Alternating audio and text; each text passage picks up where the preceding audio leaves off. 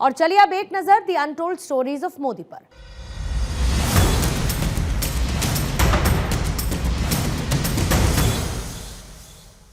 कारगिल युद्ध के बाद जब चुनाव आया तो मोदी जी ने एक शहीद की पत्नी को टिकट दिया और वो चुनाव जीतकर सांसद भी बनी और बाद में उनकी इस दूरदृष्टि का बहुत अच्छा परिणाम देखने को मिला। ये कहना है केंद्रीय मंत्री मनोहर लाल का।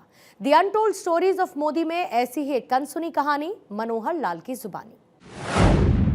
लोकसभा का कारगिल युद्ध के बाद चुनाव आया और उस चुनाव में स्वाभाविक है कारगिल में बहुत से शहीद हुए। तो उन्होंने जो हरियाणा में कैंडिडेट चयन की बात आई तो उन्होंने कहा कि एक कोई कारगिल शहीद इसको चुनाव में उतार सकते हैं क्या।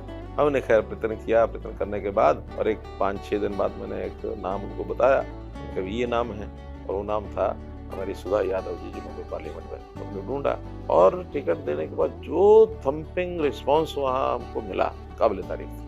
और उसके बाद सुधा यादव को कोई एक्सपीरियंस भी नहीं था, कोई उनके पास कुछ प्रकार के साधन भी नहीं थे। तो एक दिन एक मीटिंग की कार्यकर्ताओं की साधन इकट्ठे करने के लिए उन्होंने आह्वान किया और आह्वान किया तो उसमें शुरुआत उन्होंने अपने पास से की। उन्होंने कहा कि जब मैं घर जाता हूँ तो मेरी जो माँ है वो प्यारवश अब मेरी जेब में कुछ न कुछ पैसे डाल देती है। मैं तो बेचारा कोई खर्च होता नहीं, मैं तो वैसे ऐसे पड़े रहते हैं। कभी कोई अच्छा काम मुझे ध्यान में आए तो मैं उस पैसे का योगदान वहाँ कर देता हूँ। जेब पे हाथ डाला लेकिन वो पैसे निकाल करके और वो जो रखा हुआ था कलश, उस कलश के अंदर डाल दिए। और उस कलश के अंदर मोदी जी के पैसे डालने का एक जैसे कोई इंतजार ही कर रहा हो और सब लोग लाइनों में आकर के बराबर वो जो कलश पैसों का भर गया। और कई लोगों ने अनाउंसमेंट कराई जो पैसे नहीं भी थे तो भी 1-1 लाख रुपया उस समय 1999 की बात है, 1-1 लाख रुपया भी लोगों ने उस समय अनाउंस किया।